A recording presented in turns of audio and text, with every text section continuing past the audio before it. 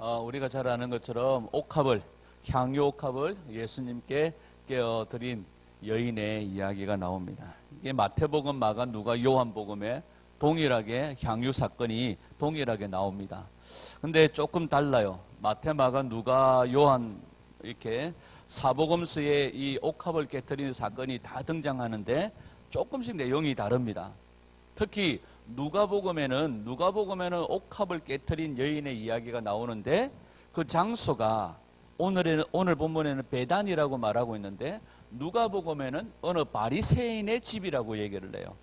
한마디로 말하면 조금 우리 아이들 이야기로 하면 조금 싸가지 없는 바리새인의 집에 있을 때에 여인이 향유를 붓는데 마태복음, 마가복음, 요한복음에는 이 여자가 마리아인 것이 확실하게 보여집니다. 그런데 누가복음에는 그 여자가 마리아인지가 분명하지 않아요. 그리고 그곳에서는 누가복음에서는 그 여자를 뭐라고 소개하느냐 하면 죄인이라고 소개를 합니다. 죄인인 한 여자가 예수님께 나와왔다고 얘기를 합니다. 그래서 많은 학자들이 예수님께 기름을 붓는 이 사건이 두 번에 걸쳐서 있었을 거라고 얘기를 합니다. 누가복음에 나오는 이야기는 예수님의 공생의 사역의 앞쪽에 있습니다. 그런데 마태, 마가, 요한복음에 나오는 이 향유를 깨뜨리는 이 마리아의 향유를 붓는 이 기름 부음의 사건은 예수님이 십자가에 달리시기 일주일 안에 일어난 사건입니다. 그러니까 마태복음, 마가복음, 요한복음과 누가복음에 나오는 향유를 붓는 사건이 다르다. 마태와 마가와 요한복음에 나오는 사건은 동일한 사건이다. 이렇게 볼 수가 있습니다. 1절을 보면 예수께서 이 말씀을 마치시고 제자들에게 이르시되 2절을 한번 같이 읽을까요? 26장 2절 시작. 너희가 아는 바와 같이 이틀이 지나면 유월절이라. 인자가 십자가에 못 박히기 위하여 팔리리라 하시리라. 마태복음의 오늘 본문에 보면 언제라고 말하느냐 하면 이 베다니 사건이 언제라고 얘기하느냐 하면 유월절 이틀 전. 그러니까 이틀이 지나면 유월절이라고 이야기를 해요. 그리고 마가복음에서도 동일하게 이틀이 지나면 유월절이라고 얘기를 합니다. 유월절 이틀 전입니다.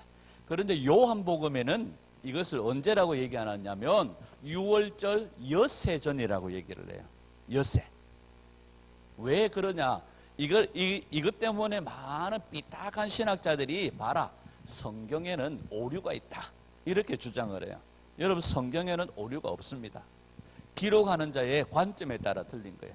왜냐하면 마태복음, 마가복음에는요, 어느 시점에서 보느냐 하면 가룟 유다가 예수님을 팔고 1절과 5절까지에 보면 어떤 사건이 있습니까?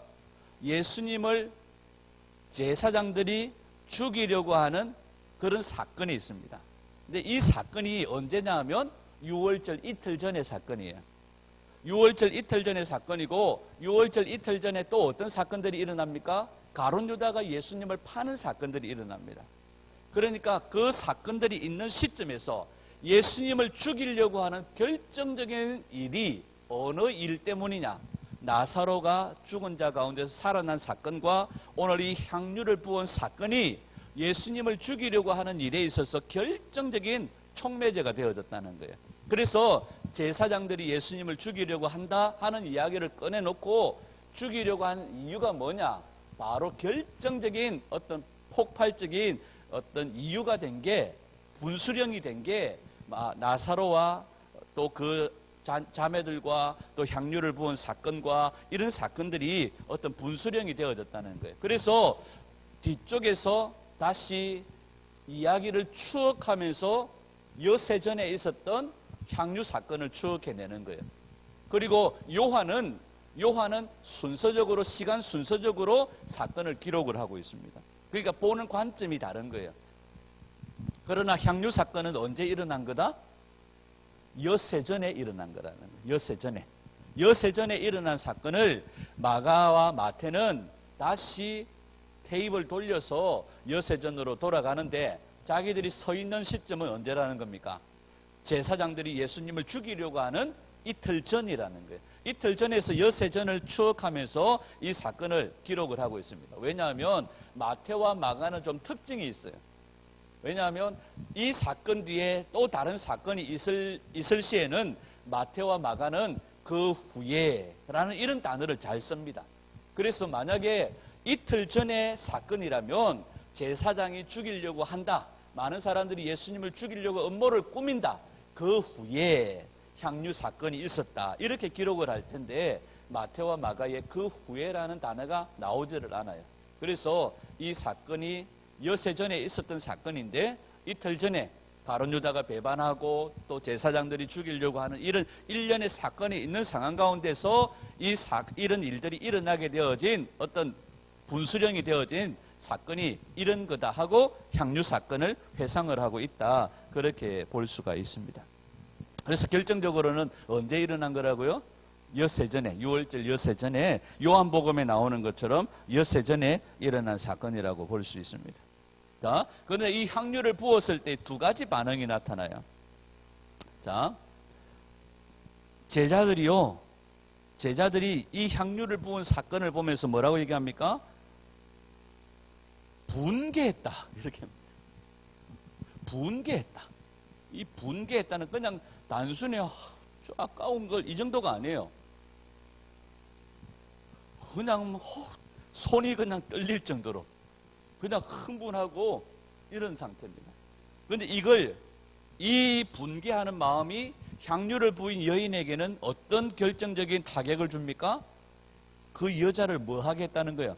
괴롭게 했다. 이렇게 말하는 거예요. 괴롭게 했다. 자, 이 제자들이나 다른 사람들의 입장에서는 이 향유를 부은 사건이 분개할 만한 일입니다. 이 괴롭게 하다. 자, 예수님이 10절에 예수께서 아시고 그들에게 이르시되 너희가 어찌하여 이 여자를 괴롭게 하느냐 이렇게 말씀하시죠. 이 괴롭게 한다는 말이 갈라디아서 6장 17절에 이 단어가 똑같은 단어가 쓰여졌습니다. 한번 읽어볼까요? 시작. 이후로는 누구든지 나를 괴롭게 하지 말라. 내가 내 몸에 예수의 흔적을 가졌느니라. 아멘. 누가복음 11장 7절에도 똑같은 단어가 쓰여집니다. 시작. 그가 안에서 대답하여 이르되 나를 괴롭게 하지 말라. 문이 이미 닫혔고 아이들이 나와 함께 침실에 누웠으니 일어나 내게 줄 수가 없느니라. 이 괴롭게 한다는 단어와 오늘 이 여자를 향하여서 제자들이 괴롭게 하고 이 여자를 막 번거롭게 한 것과 동일한 단어를 쓰고 있습니다. 자, 제자들과 다른 사람들은 이 여자를 괴롭게 하고 사람들이 분개할 만한 그런 일이라고 생각하는데 예수님은 이 여인이 한 일을 뭐라고 얘기합니까? 좋은 일이라고 얘기해요. 좋은 일. 자, 여러분들 같으면 어떻게 할까요? 우리 박재영 집사님이 예를 들어서 예배를 드리고 있는데 누군가가 와가지고 기름을 붓는데 그 기름이 자그마치 1년 연봉입니다. 1년 연봉. 거의 2-3천만 원, 뭐 한 3천만 원 정도 되는 그 아주 귀한 기름을 탁 깨가지고 확 붓는다. 아니 부으려고 한다. 이러면 어떡할까요? 어머 됐다. 내가 마음만 받을게. 우리 예수님이 지금까지 해오신 일들로 보면 당연히 그렇게 하셔야 됩니다. 야야야야야 제자들이 이거 팔아가지고 가난한 자들에게 줍시다 하기 전에 예수님이 먼저 야야야 됐다 나 마음만 받은 걸로 할게. 이거 팔아서 가난한 자들에게 줘라 하고 넘어가실 일들이에요. 예수님이시라면. 그런데 예수님이 그 여자가 향유를 다 붓고 머리털로 자기 발을 씻길 때까지 예수님이 가만히 있고 오히려 즐기고 계세요. 오히려 좋은 일이라고 말합니다. 잘한다 이렇게 말하시는 거예요. 원래 예수님의 모습과 같지 않은 거예요. 왜 예수님이 좋은 일이라고 얘기합니까? 왜 잘한 일이라고 얘기합니까? 이 조금만 이틀 후에면 예수님이 십자가를 지고 죽으실 거예요. 십자가에서 죽으시면 무엇 때문입니까? 우리의 죄와 허물을 위해서 죽으시는 거예요. 자, 예수님이 십자가에 죽으심으로 우리가 나음을 입고 우리가 죄 사함을 입고 구속함을 받는다는 거예요. 예수님은 3천만 원을 드려도 아깝지 않으신 분이세요. 예수님은 3억을 예수님께 드려도 아깝지 않으신 분이세요. 예수님은 3천억을 드려도 내가 만약에 3천억을 드려서 예수님을 얻을 수 있다면 아깝지 않으신 분이세요. 예수님은 우리가 계속 살펴봤지만 자, 보화가 묻힌 밭에 밭에 보화가 묻혀 있는데 자기의 모든 소유를 팔아서 예수님은 그것을 사도록 원하시는 거예요. 우리 예수님은 밭에 감추인 보화와 같으신 분이세요. 우리의 모든 소유를 팔아서라도 그 예수님을 우리가 얻어야 되고 그 예수님을 사야 된다고 말씀하시는 거예요. 예수님이 딱 한 번 이 사건을 통하여서 당신이 십자가를 지고 죽으신 이 사건, 예수님은 당연히 사람들에게 존귀와 영광을 받으시기에 합당하신 분이심을 우리에게 말씀하시고 교육하셨다고 볼 수 있습니다. 여러분, 예수님은 이 향유 한 옥합보다도 훨씬 더 귀하시고 예수님이 하신 십자가에 올라온 일들, 또 나사로를 통하여 보여주시는 부활의 이 사건은 우리가 이 세상에 우리의 모든 소유를 다 드려서라도 아깝지 않은 우리 예수님이시요, 예수님께서 우리에게 주신 그 은혜인 줄 믿습니다. 이것을 우리에게 보여주시고자 하시는 사건이라고 말할 수가 있고요. 자, 또 한 가지 우리가 살펴볼 것은요, 이 사건들을 하고 난 다음에 예수님이 조금 독특한 이야기를 하십니다. 요한복음에는 나오지 않지만 마태와 마가복음에는 이 여자가 온 세상이 복음이 전해지는 곳마다 이 여자가 한 일도 전해져야 된다고 이렇게 얘기를 합니다. 자, 물어볼게요. 우리 김영옥 권사님이 교회 나올 때, 처음 예수님을 믿을 때에 마리아가 향유 깨트린 이 사건을 전해 들으신 적이 있습니까? 없잖아요. 교회 와가지고 들었지. 자, 예수 믿으세요. 그러고 내가 또 할 말이 있습니다. 어느 여자가 향유를 깼는데 이것도 꼭 설명하라 합디다 하고 우리가 전도를 하거나 사람들을 교회로 데리고 오거나 그러지 않잖아요. 그런데 예수님이 온 세상에 복음이 전해지는 곳마다 이 여자가 한 일도 뭐 하게 되리라? 기억하게 되리라. 그죠? 그 다음에 그런데 오늘 본문에도 보면 요한복음 12장 7절에도 보면 예수께서 이러시되 이 여자가 향유를 붓는 것을 가만히 둬라. 이것은 뭘 하는 거다? 나의 장례를 위한 거다. 이렇게 얘기를 합니다. 장례를 위한 거다. 요한복음 12장 7절을 한번 읽어볼까요? 시작. 예수께서 이르시되 그를 가만두어 나의 장례할 날을 위하여 그것을 간직하게 하라. 아멘. 이게 오늘 본문에 나오는 이 옥합이라고 하는 것, 향유라고 하는 것이요. 향유라고 하는 것이 원어로 보면 이렇게 모략입니다. 모략. 모르라는 단어가 쓰여 있습니다. 모략. 누가복음에 나오는 또 향유, 이건 우리가 시장에는 안 팔죠. 백화점 같은 데 보면, 자, 이건 냄새 맡으면 비염이 낫고, 이건 맡으면 두통이 사라지고 하고 이렇게 작은 병에다가 향기 나는 제품을 팔잖아요. 무슨 향이라고 그럽니까? 뭐, 유칼립투스도 있고 한데, 그 전체를 무슨 향, 뭐, 아로마. 그죠? 아로마. 향기를 맡는 그걸 아로마라고 그러잖아요. 이 향유가 향기가 난다 해서 아로마라는 단어가 쓰여지기도. 향유. 옥합은 뭡니까? 이 향유를 담은 상자가 되겠죠. 예를 들면 향유를 담은 상자를 탁 깨고 거기서 향유병을 뭐 붓든지 이렇게 되는 거죠. 이 향유 옥합 이렇게 얘기를 합니다. 이 모략이라는 단어가 쓰여졌어요. 예수님의 장례를 위하여서 이 일들을 하게 놔두라 그렇게 말씀을 하십니다. 자, 그리고 우리가 아까 이 사건이 일어나기 전에 시기가 언제라고 얘기를 합니까? 6월절 전이라고 얘기를 하잖아요. 자, 마태복음 26장 2절 말씀입니다. 2절 시작. 너희의 하는 바와 같이 이틀을 지나면 6월절이다. 인자가 십자가에 못 박히기 위하여 팔리우리라. 아멘. 자, 이 시기가 6월절이라고 얘기를 합니다. 6월절. 6월절은 예수님이 이제 십자가에 못 박히시는 사건입니다. 자, 마태복음 26장 6절과 7절을 한번 보겠습니다. 6절. 시작. 예수께서 베다니 문둥이 시몬의 집에 계실 때 한 여자가 매우 귀한 향유 한 옥합을 가지고 나와서 식사하시는 예수의 머리에 부으니. 마가복음 14장 1절에서 3절.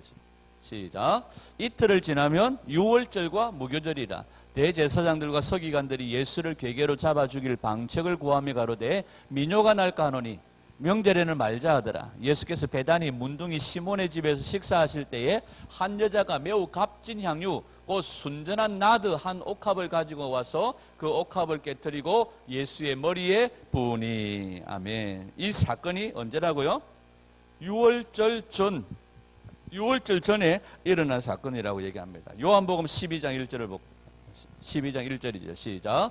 6월절 엿새 전에 예수께서 베다니에 이르시니 이곳은 예수께서 죽은 자 가운데서 살리시 나사로에 있는 곳이라. 거기서 예수를 위하여 잔치할새 마르다는 이를 보고 나사로는 예수와 함께 앉은 자 중에 있더라. 아멘.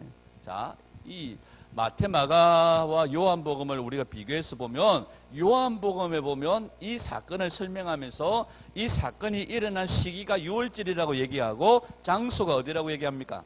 베단이라고 얘기합니다. 마태복음, 마가복음에서는 베단이 문둥이 시몬의 집이라고 얘기하고 있고 요한복음에서는 베단이라고 얘기합니다. 베단이에는 누구가 살고 있다? 나사로가 살고 있다. 나사로가 살고 있는 곳이다.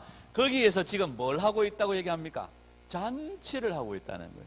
유월절 전에 잔치를 하고 있는데 마르다는 이를 보고 나사로는 예수와 함께 앉은 자 중에 있더라. 여기서 우리가 기억해야 될 게 뭐냐면 죽은 자 가운데서 살리신 나사로가 누구와 함께 앉아 있습니까? 예수님과 함께 앉아 있는 거예요. 이 그림이 무슨 그림입니까? 죽은 자가 살려서 함께 앉는 그림이 바로 우리가요, 예수님이 십자가에 죽으시고 부활하심으로 죽었던 우리들이 죽은 자 가운데서 다시 예수님과 함께 살리심을 받고 하나님의 영광의 보좌에 누구와 함께? 예수님과 함께 앉게 되어졌다는 거예요. 이게 어디 나옵니까?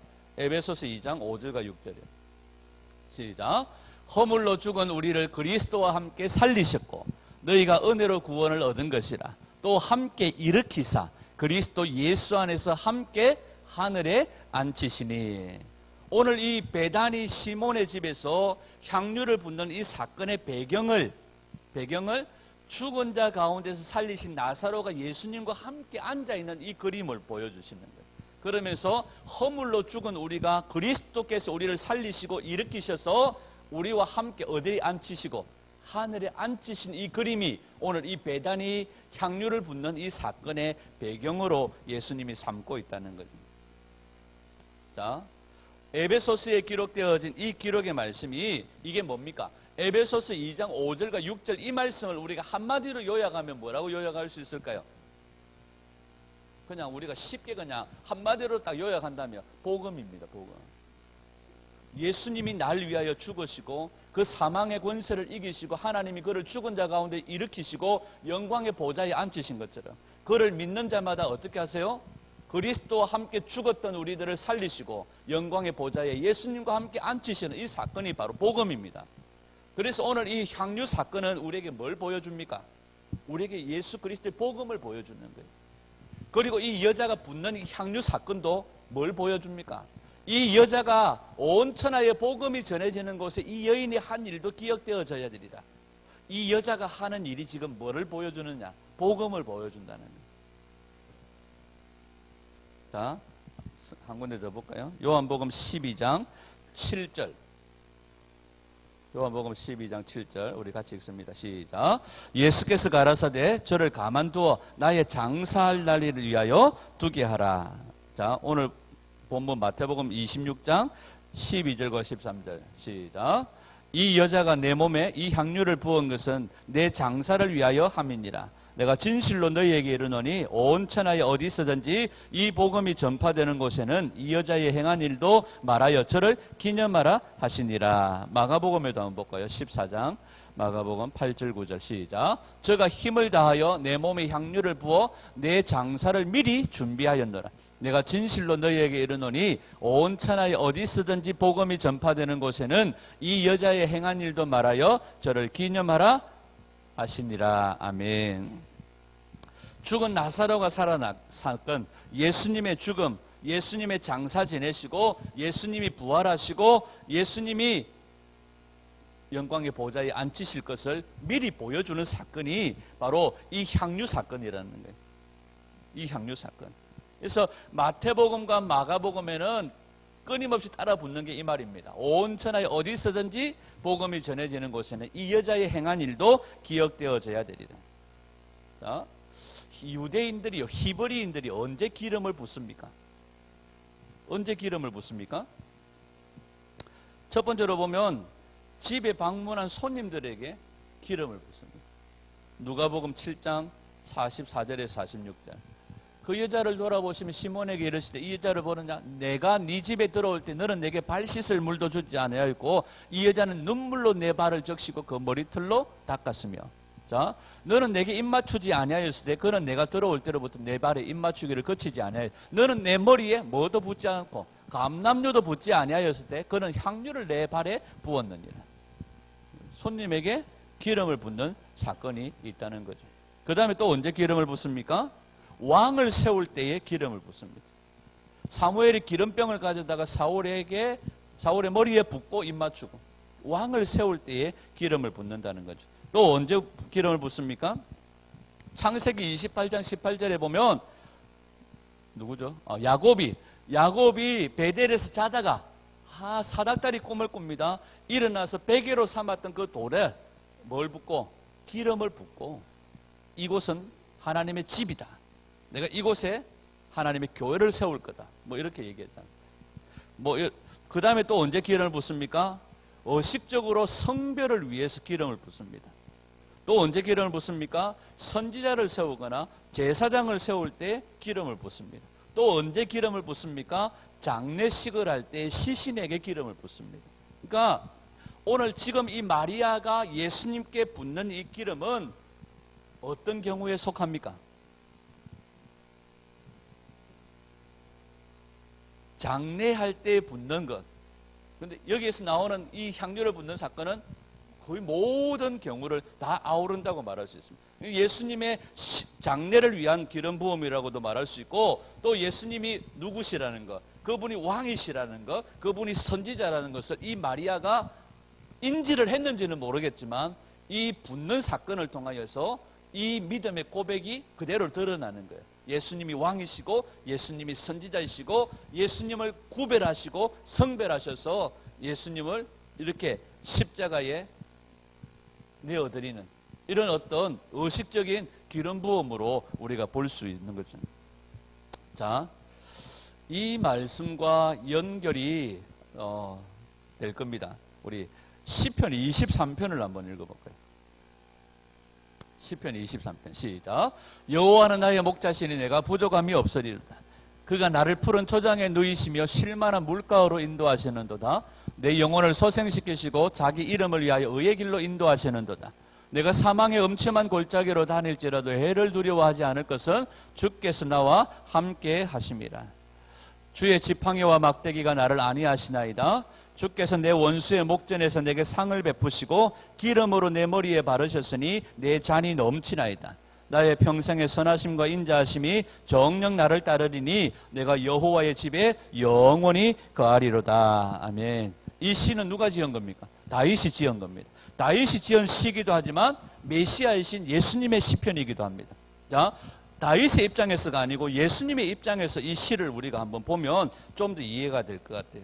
자, 지금 예수님을 죽이려고 하는 유대인들을 피하여서 예수님은 지금 어디를 걸어가고 있습니까? 사망의 엄침한 골짜기를 걷고 있는 거예요. 그때에 주의 지팡이와 아버지께서 예수님을 보호하시고 지키시고 계신다는 거죠. 또 그 다음에요. 주께서 내 원수의 목전에서 뭘 베풀어 주시고? 상을 베풀어 주시고. 여기 상이라고 번역되어진 히브리어가 무슨 단어냐면 슐한이라는 단어입니다. 이 상은 포창장 이게 아니고요. 뭡니까? 식탁을 얘기합니다. 원수의 목전에서 뭘 베풀어 주시고? 상을 베풀어 주시고. 자, 지금 이 나사로와 베다니에서 예수님이 뭘 하고 계시다고 말씀하시던가요?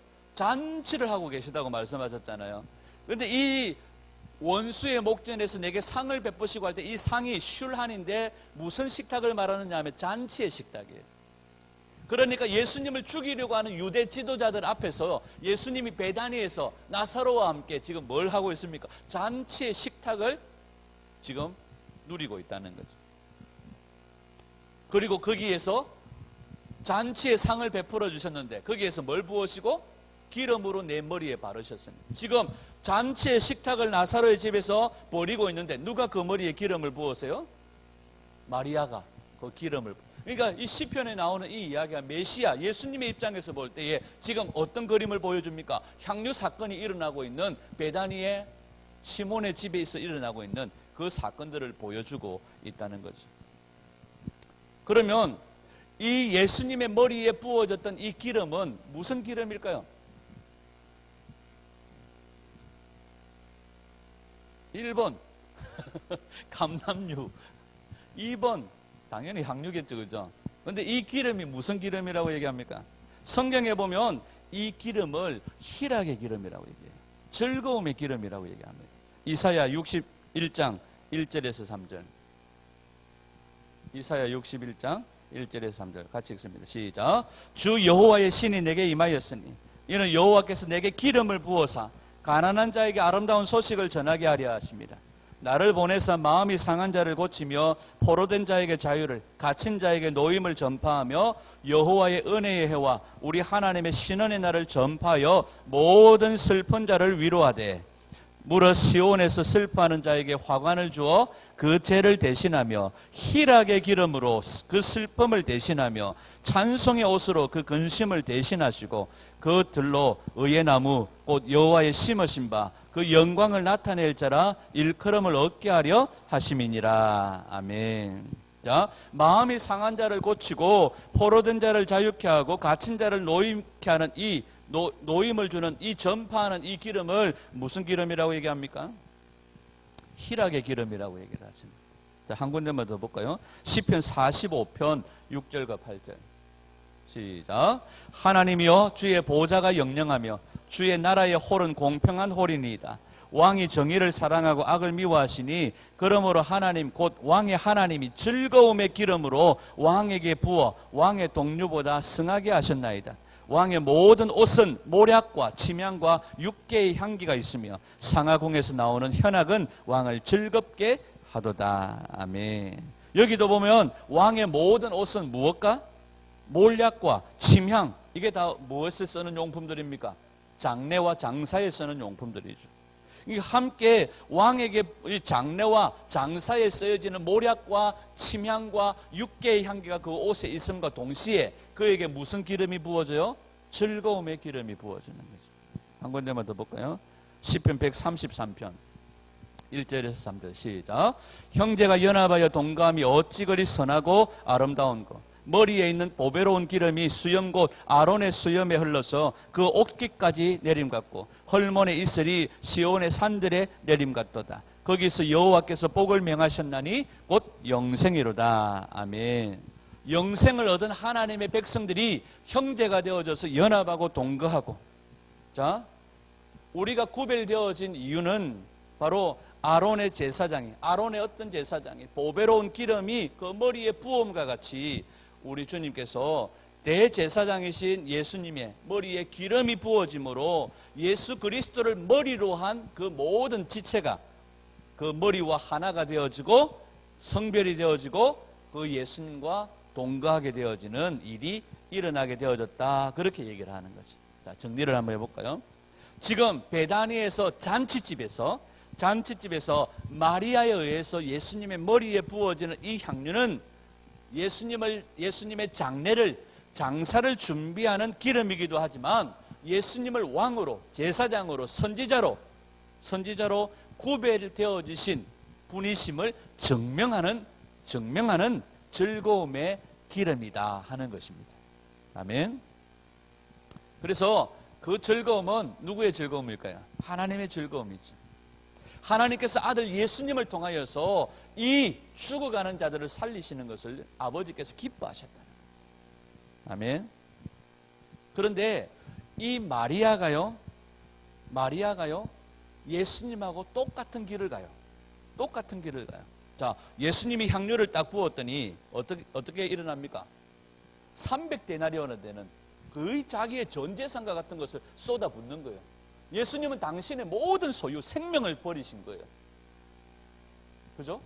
그 다음에 300데나리온이 되는 이 향료를 부으니까 사람들이 어떻게 합니까? 아이고 잘한다 이렇게 안 하고 그 여자를 향하여 괴롭게 하고 사람들에게 버림을 당하는 거예요. 예수님이 바로 사람들에게 버림을 받아 십자가를 죽으시는 거예요. 오늘 이 마리아가 예수님에게 존경의 표시로, 감사의 표시로, 절대적인 순종의 표시로 이 향유를 부은 거예요. 그런데 옛날에는 여자가요, 머리는 여인에게 있어서 소중한 거잖아요. 이 머리는요, 머리로 이 발을 씻는다는 것은 순종과 절대적인 순종을 보여주는 그림이거든요. 이 여인이 절대적인 순종과 감사와 이런 표현으로 이 향유를 부었지만 결국 예수님에게 뭘 부어주시는 겁니까? 장사를 준비하는 거요. 또 모든 이들의 구원자로, 모든 이들의 제사장으로, 모든 이들의 선지자로 그에게 즐거움의 기름을 붓는다는 거예요. 근데 이 마리아가 마치 예수님처럼 이 일들을 했을 때 사람들에게 버림을 당하고 사람들에게 손가락질을 당하였지만 자기의 머리로 예수님의 발을 씻는 그 사건을 통하여 이 여인의 머리에 뭐가 부어져요? 즐거움의 기름이 부어지는. 그러니까 이 마리아가 결국 누구와 같은 삶을 살고 있습니까? 예수님과 같은 삶으로 지금 연결되어지는 거예요. 그래서 온 천하의 복음이 전해지는 곳마다 이 여자가 한 일도 기억되어지리라 한 이 말은 뭐냐면 바로 이 여자가 한 일이 복음이라는 거예요. 그리고 이 여자가 보여준 이 모습이 예수님이 걸어가신 그 걸음이라는 거예요. 그러면 우리에게 뭘 요구하는 겁니까? 예수님이 사셨던 삶을 오늘 우리에게 요구하는 겁니다. 이 시대의 예수님의 제자는 그냥 따라가는 것이 아니라 세상으로부터 버림을 당할 수 있습니다. 사망의 엄청난 골짜기를 당할 수 있습니다. 그러나 그 원수의 목전에서 주님은 식탁을 베풀어 주시고 우리에게 즐거움의 기름을 부어주신다는 사실이에요. 그래서 이 여자가 걸어갔던 것처럼 오늘 우리가 드리는 예수님께 순종, 우리가 예수님께 드리는 순종은 그냥 11조 얼마하고 감사헌금 얼마하고 이게 아니라는 거예요. 뭘 요구하시는 거예요? 예수님의 삶을 우리에게 요구하신다는 거예요. 예수님이 사셨던 것처럼 비록 우리가 사람들에게 버림을 당할지라도 주님은 원수의 목전에서 우리에게 상을 베풀어 주실 것이고 우리에게 즐거움의 기름을 부어 주실 거라는 거예요. 그것이 바로 오늘 이 마리아가 한 일이라는 거예요. 그래서 이 주님의 복음이 전해지는 곳에 이 여자가 한 일도 전해질 거다. 이 마리아의 헌신은 곧 누구의 헌신이다? 예수님의 헌신이다. 그래서 이 시편 23편에 나왔던 다윗의 이 시편도 마찬가지입니다. 다윗의 삶은 누구의 삶이다? 예수님의 삶이라는 거예요. 그러면 우리의 삶은 누구의 삶이 되어져야 될까요? 예수님의 삶이 되어져야 됩니다. 우리의 모습 속에서 예수님이 보여져야 됩니다. 우리의 삶이 누구의 삶이 되도록? 예수님의 삶이 되도록. 이것이 바로 예수님께 드리는 우리의 순종이다 하는 것입니다. 아멘. 우리의 삶이 예수님과 같은 삶이 되기를 소원합니다. 정말 예수님 걸어가신 것처럼 우리도 사람들에게 비록 버림을 당할지라도 주님께서 원수의 목전에서 상을 베풀어 주시고 즐거움의 기름을 부어 주실 줄 믿고 우리 성도들의 삶이 시편 23편의 삶이 되기를 소원하고요. 의의 길로 인도해 주실 거예요. 영원한 아버지의 집을 그분이 인도해 주실 거예요. 우리는 누구의 길을 걸어가면 돼요? 예수님의 삶, 예수님의 길을 걸어가면 되는 겁니다. 그러면 아버지께서 우리에게 즐거움의 기름을 부어주시고 영원한 아버지의 집으로 의의 길로 인도해 주실 것입니다. 걱정할 것 없고 하나님 하실 걱정 내가 할 것 없고 우리는 그저 이 마리아처럼 순종하며 예수님의 삶을 재현하며 살아갈 뿐인 줄 믿습니다. 오늘 우리 삶 가운데 예수님의 삶이 재현되어지고 예수님의 삶과 예수님의 죽음에 동참함으로 예수님이 앉으신 영원한 보좌에 함께 앉게 되어지는 그런 저와 여러분들이 다 되어질 수 있기를 주님의 이름으로 축원합니다. 기도하겠습니다.